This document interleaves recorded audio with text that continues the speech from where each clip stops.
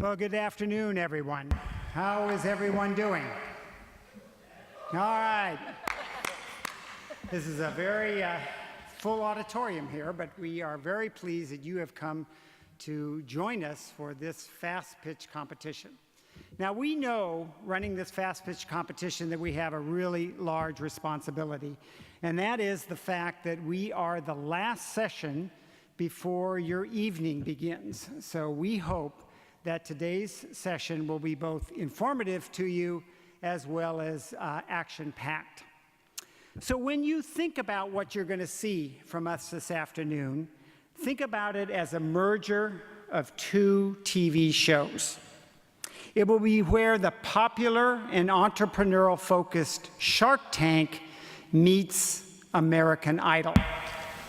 So with that in your mind, the thing to recognize is we have some very illustrative judges and stars as finalists, but the focus here is on innovation and libraries.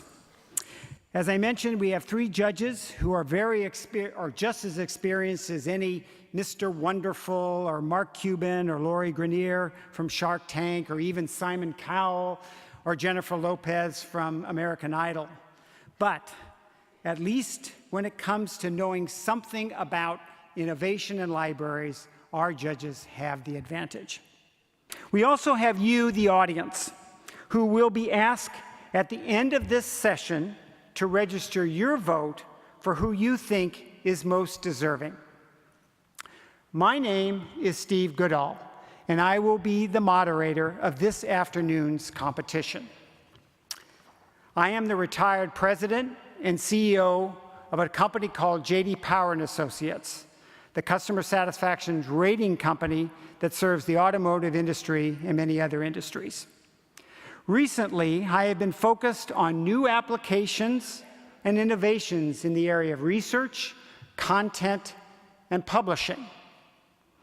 This focus led to a conversation all the way back last year with Katina Strauss, Ann Okerson, and Leah Hines. I'm assuming most of you know Katina Strauss, or at least know of her. She is the legendary founder of the Charleston Conference, of Against the Grain, and many other things. Ann Okerson is a longtime contributor to the Charleston Conference and is an industry thought leader. She currently is a senior advisor to the Center for Research Library. And last is Leah Hines, the executive director of the Charleston Conference, and frankly, the lady who's behind the execution of this outstanding event. When the four of us got talking this year, we thought there must be a way to effectively bring new and good ideas to light for the benefit of academic libraries. We wanted to create an opportunity where people would share what they were working on that addressed specific challenges facing our institutions today. We thought that a friendly yet competitive environment would bring out the best solutions, and this thinking should be showcased for everyone's benefit. Borrowing on the Shark Tank format for pitching new ideas, we created a fast pitch competition, which was held for the first time last year at the Charleston Conference. We saw four amazing presentations last year, with Scott Warren from Syracuse University receiving the Judges Award, and Kate Ross from St. John Fisher College receiving the Audience Award. This year, we are pleased to bring you the second installment of this fast pitch competition. So, what was the selection process we used this year to get us to today's presentation? First, we knew we needed to create an incentive to get people to participate. The incentive is the opportunity to receive independent and respected recognition, often quite helpful when you're trying to develop an idea and gain internal support, as well as financial contribution to further assist with program development. My wife, Jane, and I have a small foundation, and we were very pleased to contribute $5,000 to this competition, $2,500 of which will be designated for the Judges Award, and a second $2,500 will be designated to your votes as part of an audience award.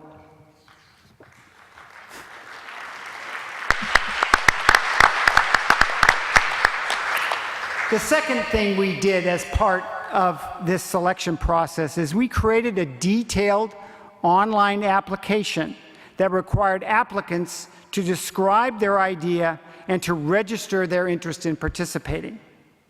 Third, we launched a communication campaign to support the competition.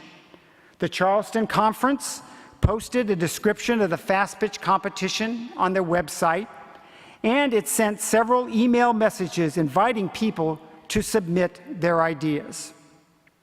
Fourth, a selection committee was formed to review all of the applications that were submitted. The committee determined and decided upon the 4 finalists who will be presenting here today. We received many excellent applications, and it proved actually pretty hard to narrow the field.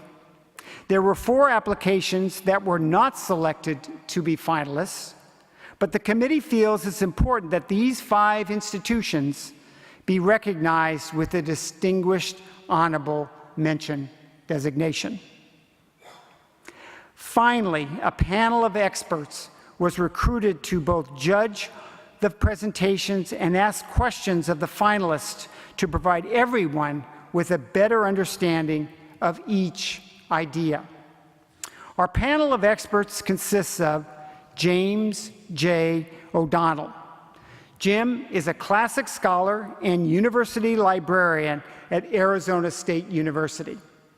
He formerly served as university professor and as provost at Georgetown University and as vice provost for information systems and computing at the University of Pennsylvania.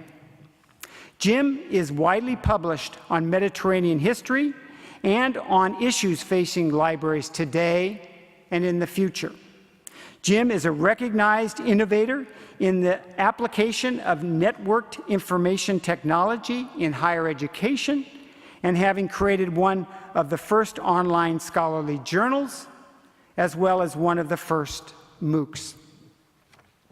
Our second distinguished judge is Dr. Amy Brand. Amy earned a PhD in cognitive science from MIT and is currently the director of MIT Press. Prior to leading MIT Press, she held senior positions at Digital Science and at Harvard University. Amy has amassed a broad experience in scholarly communications and academic publishing, university administration, entrepreneurial innovation, and management of complex initiatives. Our third distinguished judge is Kent Anderson. Kent is the Chief Executive Officer of RedLink, a leading business and marketing intelligence platform for academic publishers and libraries. Kent has many years of experience at top-tier medical and science publishers with emphasis on new products, technology rollouts, revenue growth, and increased scholarly impact and influence. Mr. Anderson is a frequent speaker at industry events and is past president of the Society for Scholarly Publishing and the founder of Scholarly Kitchen. Please join me in recognizing our 3 distinguished judges.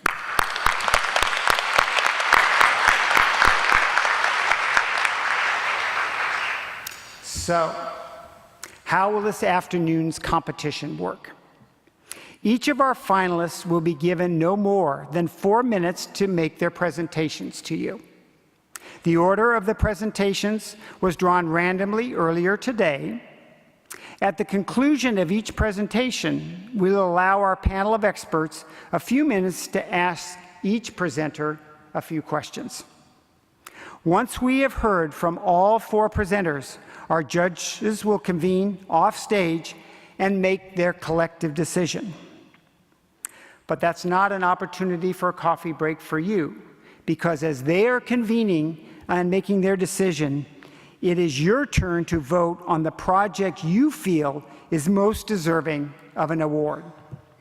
So be sure to carefully listen to each of the presentations and to make notes if you would like. Your vote really does matter. Don't worry, at the conclusion of the 4 presentations, we will provide you with some simple instructions on using your cell phone to register your vote. So without further ado, I'd like to introduce our first presenter. It is Cheryl E. Ball, Director of Digital Publishing Institute, West Virginia University, Westover, West Virginia. Please join me in welcoming Cheryl to the podium. Cheryl?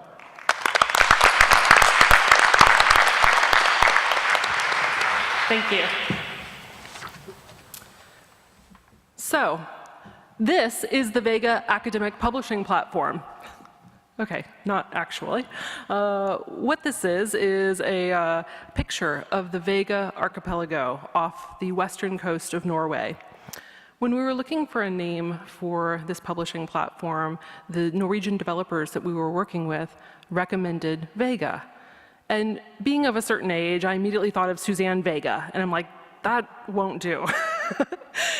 And my older colleagues said, oh, the Chevy Vega, that's not a good connotation either.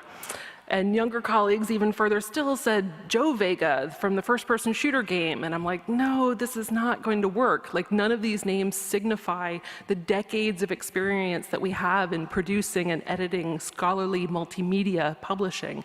None of these gives it the heft that it needs. And then the developer showed me this picture from Google Earth. And when I looked at it, it reminded me of a network map.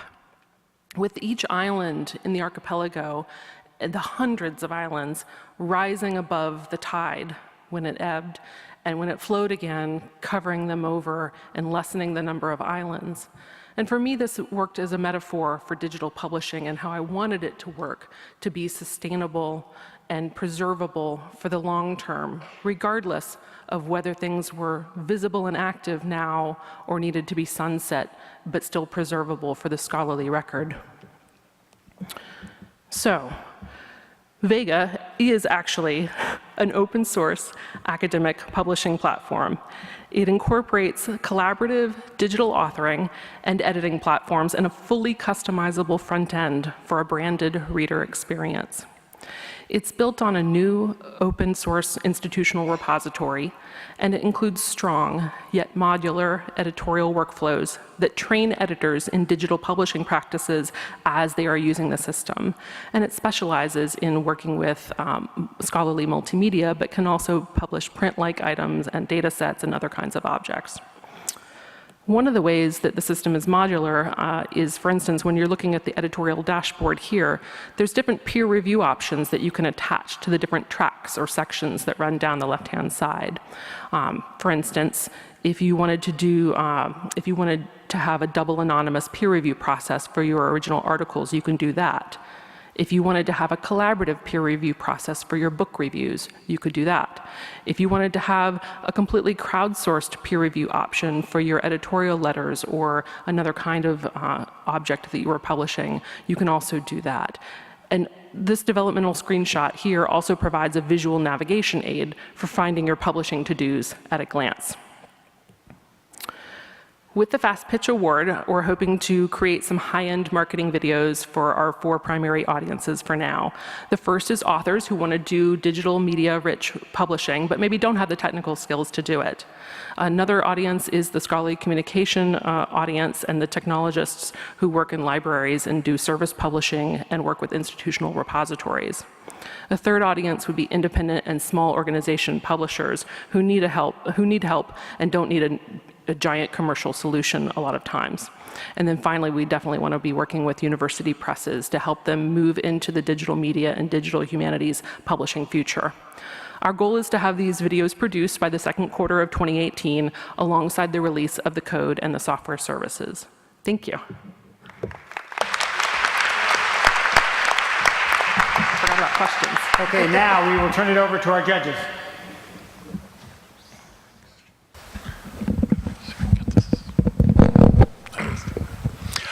You say in your fuller proposal that we've read that you are also working on building toward flipping small scholarly journals towards an OA model. Could you say a little bit about how this helps and how you see the value proposition going in that direction?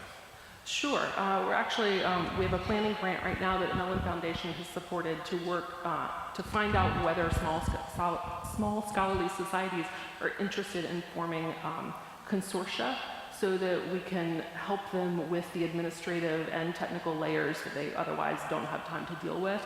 And that's really the first issue in addressing whether or not they would want to be able to flip their journals, since a lot of the revenue that they use goes into these print-based journals instead. So we're hoping that Vega will be one of the possible solutions of those that are out there for streamlining the flipping process. And we've built some migration tools into Vega that will help people transfer stuff from one content management system to ours. In the fuller proposal, you describe how terrific this platform is. Pretty much the greatest thing since sliced bread. Totally. What kind of environmental scan did you do of other open source publishing solutions? Oh yeah, it's a great question. So I've been working in digital publishing for almost 20 years now, so I've seen a lot of things come and go. More recently, of course, one of the biggest, as somebody mentioned earlier today, the grandfather of editorial platforms that would be a comparison would be open journal systems for us. So we looked closely at them. Obviously, and then we weren't so interested in what the commercial publishers were doing, sorry, commercial publishers, just because we definitely wanted to go open source on this. And then the Mellon Foundation, since they funded us, also asked us to look at several other kinds of platforms, but a lot of them are just authoring platforms or just sort of front-end publishing platforms. The key for Vega is really the editorial workflows that are built in that help people get from authoring to publishing. So one of the big challenges for open source is having a developer community that's committed and available. So how big is the developer community for Vega? That's a great question too, and I would have to actually go back and ask our developers because we're working with this fantastic studio called Bengler, and they're based out of Oslo, Norway, and they've been around for almost 20 years. One of their claims to fame, which nobody would actually know about necessarily, is that they built a version of Facebook before Facebook existed called Underskog, because it's Norwegian. But they've been working on a version of the underlying IR for Vega for about 7 or 8 years. They ended up rebuilding it for us, and so they have a built-in development base already that they plan on continuing to oversee as we move forward with this project. And what's the code base written in? Google Code. Google Code, okay. Go. I love it. And just another question. Have you looked at, kind of following up on Amy's question as far as an environmental scan, what's the addressable market? The addressable market? Mm-hmm. I don't know what that means. How many presses do you think this applies to or would attract? Okay. And what are your numbers going forward? What kind of scale do you think this is going to achieve? How big is the market that you think this product could address?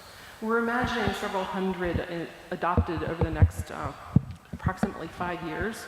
We're definitely thinking big, but we know that Vega offers something, especially in terms with the ease of the born digital multimedia content, that none of the other systems right now offer, at least from start to finish. When we got the Mellon grant 3 years ago, we had 15 journals and presses sign up as initial signatories to use it.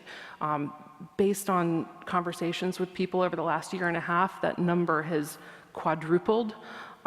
We have about 60 people right now, not people, we have 60 venues, including journals and presses, who are interested in adopting Vega, or at least potentially trying it out to see if it's going to work for them. And that's before we even release. Please join me in thanking Cheryl for her presentation. Thank you.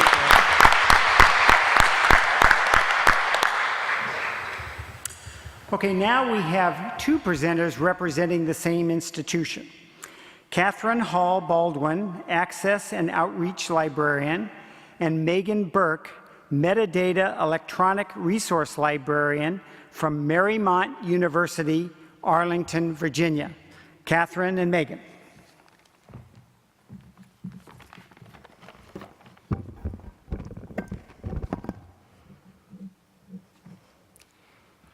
Hi, Megan. I'm trying to find out what the marketing team did for the holidays last year. Do you have any idea? Hi, Hall. No, I don't. Did they make a book tree? Or was that 2 years ago? And did the dean request that? I have no idea. On that note, do you know if the person before me changed all the IP addresses the last time we changed ISPs? I've been getting some emails that some things aren't working properly. I have no idea. Do you know what questions and responses we had when we changed our authentication system? I remember that we had some. I have no idea. Do you know? I have no idea. You may have conversations like this, or maybe your office or inbox looks like this. I bet we're not the only ones. These aren't actually even the same people. The person whose office is on the left actually has over 30,000 unread emails. And these pictures represent not only the daily work of library staff that can easily get lost among the clutter, but important institutional knowledge that needs to be retained. At Marymount, we found a solution in the creation of an open source ticketing system using Google Forms and Sheets. We needed a system that would respond to staffing changes and direct requests to a central portal. Issues and requests and information are not directed to one person or position anymore, but can transcend internal and external changes. We also needed to streamline the reporting process, and the system needed to be customizable and flexible to accommodate different groups and teams within a library. And this seems like a lot to ask for a free system. And it is, but that is the best thing about Google. It is so customizable. As you can see, we have several teams in our library that tailored the ticketing system to meet their specific needs. Here are two examples: the electronic resources and technology. They are formatted very differently, but serve the same purpose. Since we started using our ticketing system, communication within the library has improved and problems are reported and tracked more efficiently, and most importantly, these are retained. Everything is reported into a central spreadsheet with some simple coding. We have different tabs for different groups, as you can see, ERM, technology, marketing, and they all use it in different ways. Here, the ticket submitter can be updated, internal notes can be added, and the information can be retained. So Hall can remember what they did for the Christmas display last year, and I can report track ERM reports. So our hope is to improve our current ticketing system and make it available to all libraries. A single listserv post generated responses from over 15 libraries, ranging from Ivy League to public to private to consortia, and they had an international scope. And we are, who would be interested in testing this system. And this shows there's a definite need for a system like this. So if granted the award, we would like to travel to a few libraries to set up a test and discuss the system with library staff over a period of months. We would also like to be able to purchase any materials to improve the system so it doesn't look quite so googly, and then make it publicly available on a site like GitHub. So in conclusion, our system has what we're calling the 3 Fs. It is flexible because it can be used and customized for a wide variety of purposes within a library. It is familiar because I am sure everybody here has at least heard the word Google. Though Forms and Sheets might be new, the learning curve is rather low. And finally, it is free. We want to make this as widely accessible as possible. Communication and retention of information is a mission of libraries, and we want to help our internal systems match our external goals as we continue to transform. Thank you.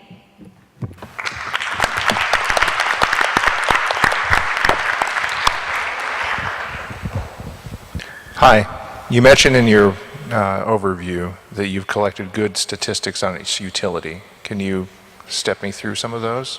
Impress me.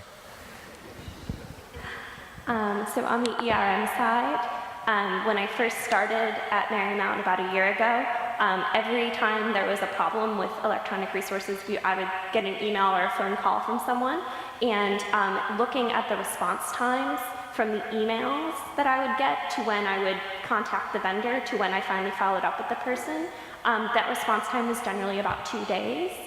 With the ticketing system, I've been able to narrow it where now it's generally within a day that I get those emails out to the person with at least a response that says I'm working on this problem. And it's also useful because if I'm not in the office, someone else on my team can generate that email to the respondent. And so that's really increased our response time, which is for the primary purpose of our implementing the system. What leads you to believe that the workflow and incident tracking needs of libraries are so unique? I think it's that we collect a lot of information that other systems don't quite match. Also, we did perform a literature review when we first started this project to see if there was any sort of open source system out there that we could use already. Our budget is not large. I worked at a larger institution before this, and we had a ticketing system that was really big and kind of piggybacked off the IT system. And it had too many bells and whistles for our needs.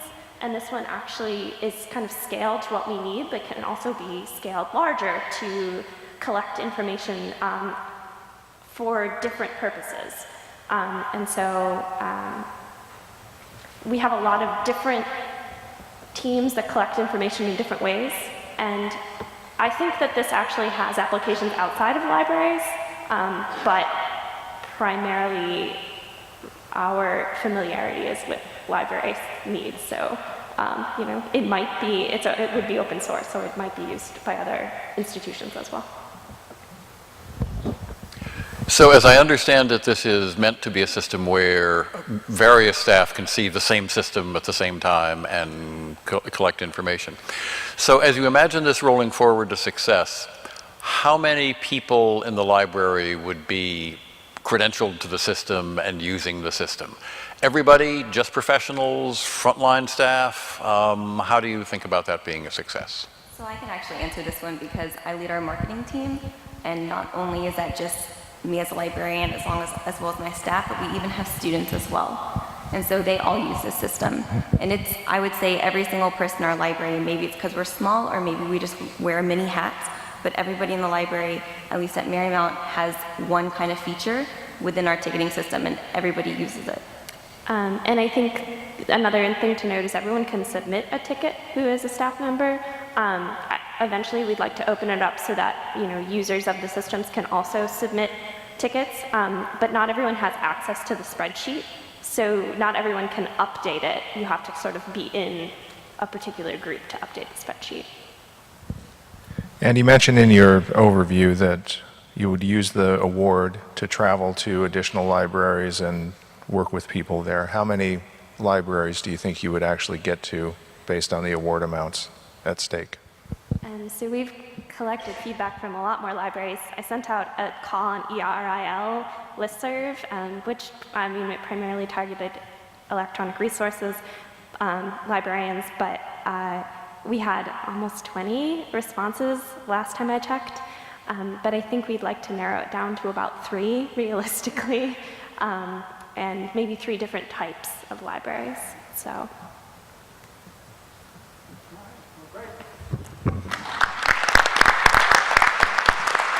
Please join me in acknowledging Catherine and Megan. Thank you guys very much. So our third presenter today is Boaz Naved-Mans. He is Associate University Librarian for Access Services and Collection Development at Brown University in Providence, Rhode Island. Boaz. Thank you. So, hi everyone. Thanks for the opportunity to talk about something I love.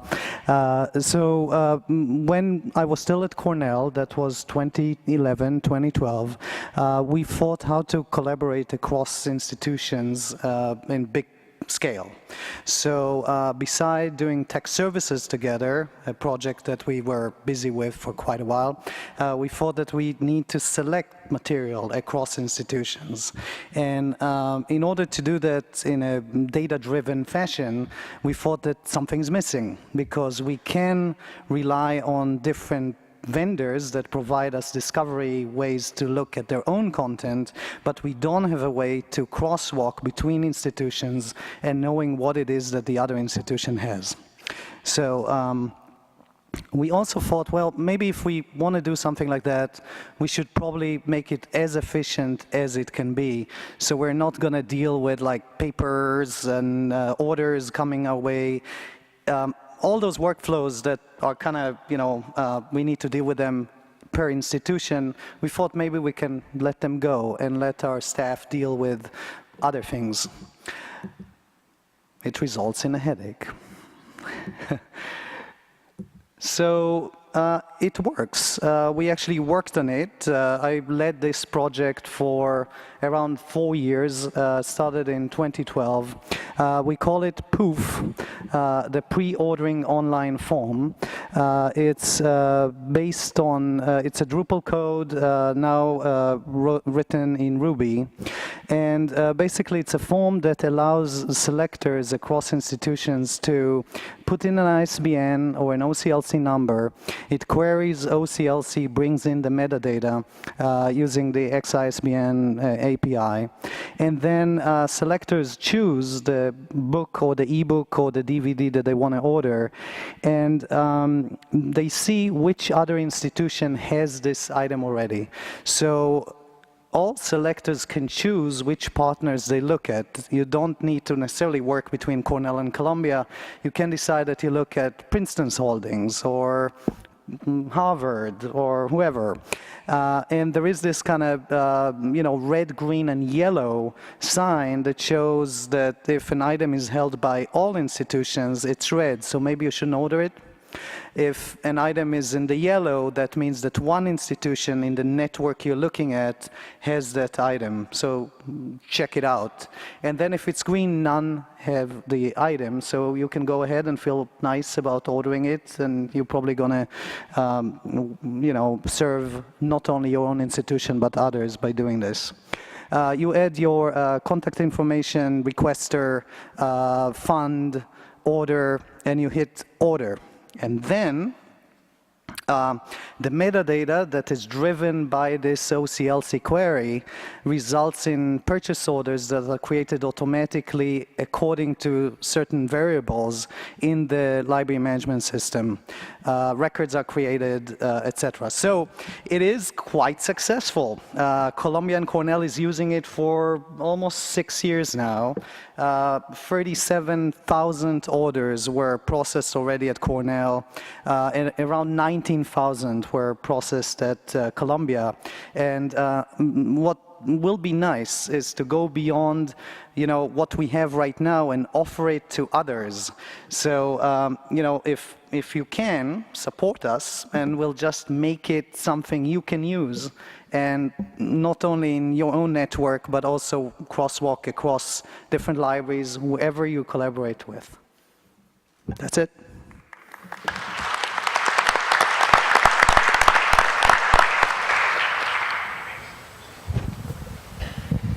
So I'm a publisher. Explain to me why I should be excited about this. What's the value proposition for a publisher? Sure, good question. So I think in some ways we do want to buy most of the content that you're publishing in MIT Press, right? So why would we buy the same copies every time? We want to support publications that are more unique, that are specific to the institution you're serving. It's not supposed to shrink the overall pot that we're spending. It is supposed to help us to buy the right things for all of us and spend the money in other areas. So it does call for deeper collaboration with publishers, and publishers can also use this tool to know which libraries have the item already in a very efficient way. You just key in the ISBN, you already see who has the item, you can channel some marketing towards that library that doesn't have something. So there will be publisher access as well. So following up on that, it sounds like you have to have pretty robust roles management in this. Can you walk me through how that works? Sure. So there is a login management. You are identified as a person working in a certain institution. The funds that you have as a selector are attached to your login. in addition to the location where you usually order things to. All of those are sticky, so you don't need to remember all of those every time that you log in. You have your funds, you have your locations. There is an administrative login that allows you to change the locations that you're looking at. So if you're using different OCLC codes to look across institutions, you can do all of that there. There is a tech services login for people that do the processing and need to massage some of the metadata to fit certain rules. So it is a bit complex, yes. And how is it hosted? It's hosted locally at Cornell on a server at this point. And give me the first 5 letters of its web address. Oh, it's poof. No. Cornell. HTTP or HTTPS? Yes. Good. Yeah. Didn't think about that. Good answer. So right now you're talking about working with quite small consortia. It started with Cornell and then Columbia and so forth. So two-part question, within the project scope, how large a group do you imagine being able to support with this? So we already work on a certain variation of this for the Ivies, the Ivy Plus libraries. We think that we would like to work with beyond the Ivy League. So it's supposed to be open source that anyone can use. For efficiency's sakes and for libraries, we'd like to work with consortia, anyone that is interested in a management system that does collection management and processing from A to Z. It's supposed to be system agnostic because it all ends up in a MARC file that you can massage into your library management system and use. So we are open to anyone that wants to use it really would be able to. That's really the goal. But so maybe that partly answers the second part of my question, which is, what's the largest feasible community for which this could work? You seem to be taking consortia as they now exist as rough proxies for what that would be. Mm-hmm. But could this scale to 100, 1,000? Yeah, because actually the tool itself is quite light. You bring in metadata from OCLC, you use that metadata to create a purchase order. It's not a database of record of all the records that you managed in the system.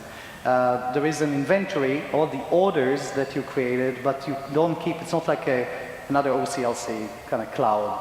It keeps the item moving from OCLC, the record is reviewed, you hit the order, and then it's gone. So it's very lightweight, you can use it in any Okay, thank you. customer base. Yep. Great. Please join me in thanking Boaz for his presentation.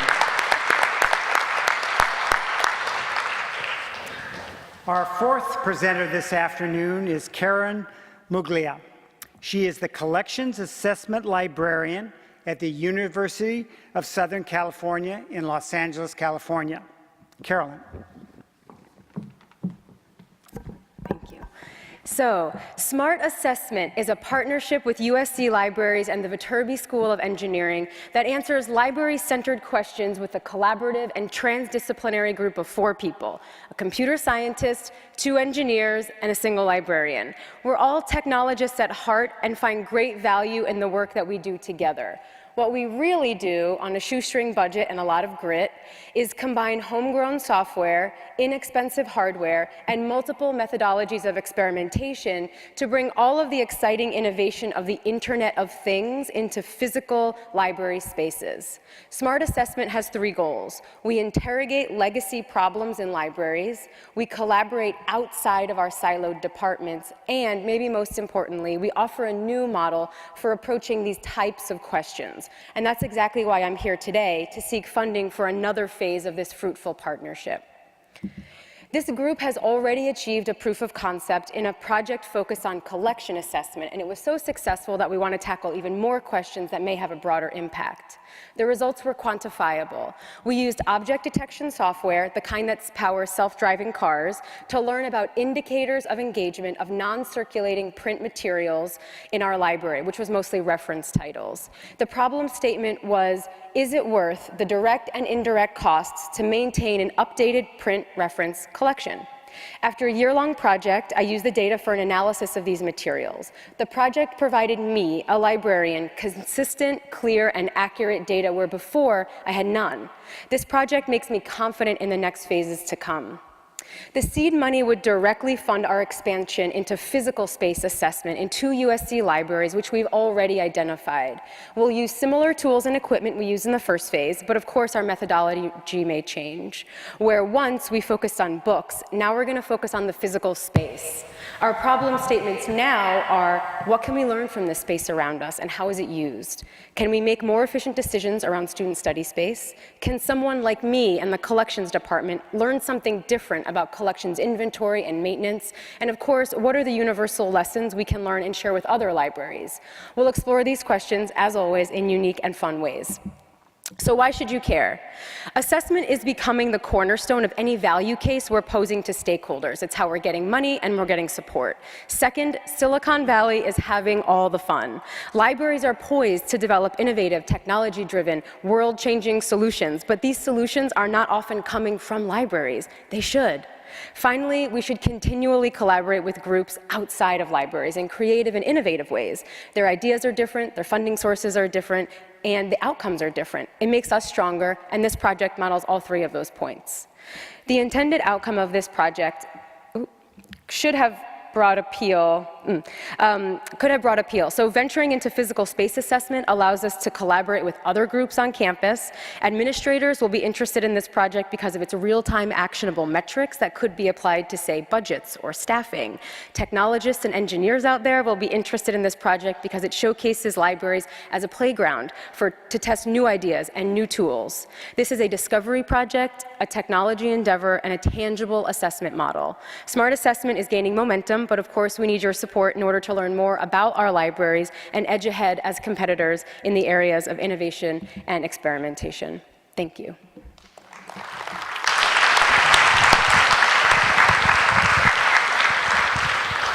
So for entertainment value, I'm going to be like the nasty shark. So lots of buzzwords, but what are you doing? So, yeah, it's a good question. And so it is a little different too because this is a project that has a really great proof of concept, but the second phase is a little bit unknown. Okay, so I'll tell you why I'm asking, just because the first phase is described in here kind of gives me the creeps. Oh, really? Well, you've got a 1-inch camera that's probably capturing images of me. No, it's not. And using OCR to determine what books I'm taking out? It is using OCR, yeah. So how is it missing the people? They're just blobs. People are blobs. People are blobs. So people, and I could have used the slide here, so people are just sort of black blobs, and it really just focuses on the titles within our range, and it uses OCR, which we added later on, to just read the spines. And what it does is, at least in the first phase, it took 2 pictures and then just measured picture 2 against picture 1 over and over and over again every 10 seconds. Okay, so recursive OCR. Yeah. Okay. And so then... It wasn't creepy. Well, I mean, I don't know, you used the word shadowy a lot too. So a 1-inch camera and placed in various locations to see what people are taking out and reading and how long they're interacting with the content. Yes. Okay. And that's phase 1. Yes. And you don't know what phase 2 is. I do know what phase 2 is, although it's not super duper built out, right? So phase 2 is, we did some work with collections, in part because I'm a collection assessment librarian, and I really wanted to, it was sort of, and I'll use the word shadowy again, there are these shadowy corners of our metrics, right? So here we have these libraries and we're generating so much data and so much information, but there's still stuff we're not capturing. So here's me, an assessment librarian, who's asked to write a return on investment analysis, and I'm like, we spend a lot of money on print reference materials. I don't know how often they're used, and I don't know the frequency with which they're being used, right? So this really directly helped me in that analysis. The second phase is more about the physical spaces. So we are really sort of trying to charge ahead. We can continue doing the collection assessment piece because, as I mentioned, we are doing it on a shoestring budget. So that 1-inch camera could go nowhere. We could keep it, we could move it to another area. But this is the physical assessment piece. So working with the front-end librarians, maybe the way that we're arranging the space is different. Maybe the collection should be in a different place. Maybe there should be a bigger collection, right? Maybe questions like that. So really, I mean, you're right in that we worked together and we've built out the technology that we're using, which is really, really cool and low cost. But we're not sure until we get there what other questions or kind of how refined we're going to be in what we come up with. I too had privacy concerns that you addressed. I'm a little puzzled by the use of one of those buzzwords, the Internet of Things, because I think about that as you know, a software capability actually acting at a distance on a physical object, and you're talking about recording device. Is that really Internet of Things? The Internet of Things was sort of what the second phase is. So that was sort of our original idea, and then I had this collection assessment question, and that's kind of how we rolled out in that way. But we do hope in the second phase. So one of the ideas we have in the second phase, which might address your question, is using some kind of, like, you know, when you go into like a parking deck and you see how many spaces are available at each level, something similar to that in terms of the availability of open study spaces in one of our libraries. And it happens to be our undergraduate library. It's 24-hour usage, has the biggest gate counts. So something like that. So if we dial it back from there and we say, okay, we want a student to be able to see what available study spaces there are in this library. We have a bunch on campus. Then how do we do that? Well, maybe we put sensors in the seats, and maybe those sensors somehow come back to this much larger, to this, you know, this app that then they can see, people can see what's available. Maybe that's not going to work, right? So in the collection assessment phase, there were 3 things that just didn't work. Weighted shelving, don't do it. It didn't really work because people misshelve things on a regular basis, right? We used RFID tags, that didn't work either. So through that kind of trial and error, and that's sort of, in my opinion, where the innovation comes in, and also why it's really fun to work with engineers. They have no problem failing. Librarians, we hate to fail. Engineers, they're like, let's pivot, let's move on, let's try something else. So that's where we are for that phase. Well, we're running out of time, but I only really came here to prove that librarians are nice guys. So I'm just going to say, you're not dead to me. Oh, God. I appreciate it.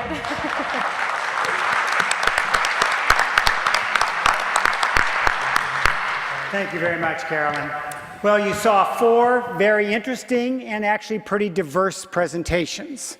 So at this point, I'd like to excuse the judges and allow them to go off and convene and make a decision in terms of who they feel is the most deserving. And now it's your turn to put in some thought as to which of the 4 that you saw you feel is most deserving of both the recognition and support financially going forward.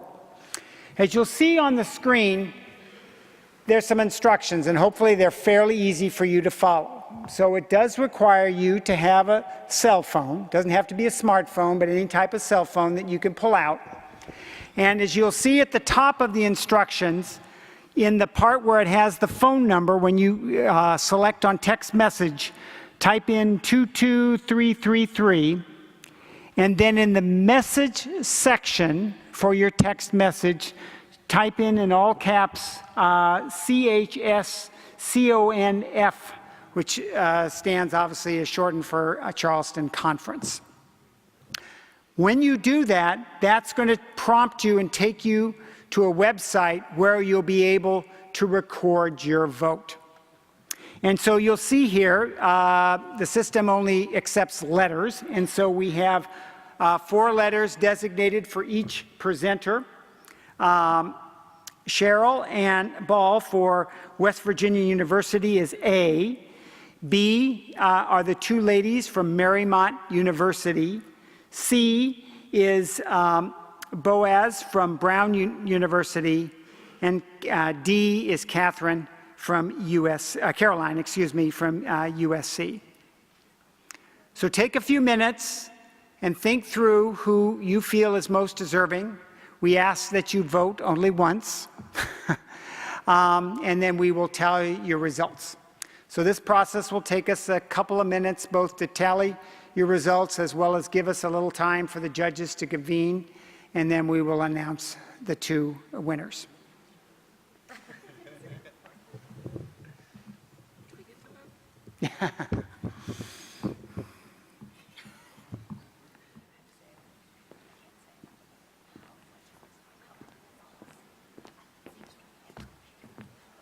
All right. I hope you've been waiting with great anticipation, but we actually have 2 winners. So for the Judges Award, I'd like to invite both Catherine and Megan to come up from Marymount University.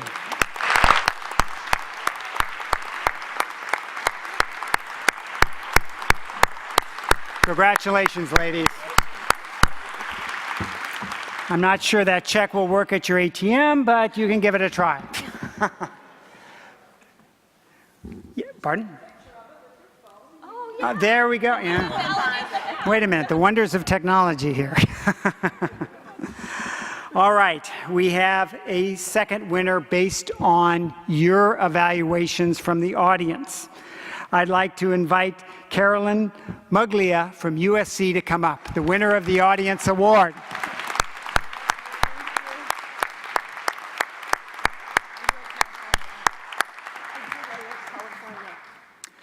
So we want to really thank all 4 participants and presenters today. Would you please join me with a round of applause for them? Frankly, this takes a lot of effort and time to winnow your efforts. It takes a lot of courage, if you will, to come up and speak to you and share an idea that's still in development and somewhat embryonic. And I really want to acknowledge the quality of the ideas and the effort that these individuals are putting in to try to help improve and innovate in today's and tomorrow's libraries. I also want to thank our 3 distinguished experts. So please join me in acknowledging the experience that they were able to bring to bear in the questions that they asked and in the judgments they had in designating a winner. So with that, we are concluding this afternoon's presentation, and I'll make one last pitch. So for any of you out there with budding ideas that you want to both get some acknowledgement and some funding, please, when the calls go out next year for next year's Charleston's Fast Pitch Competition, please apply because we'd love to see your ideas, and you too can be on the stage here. Thank you very much.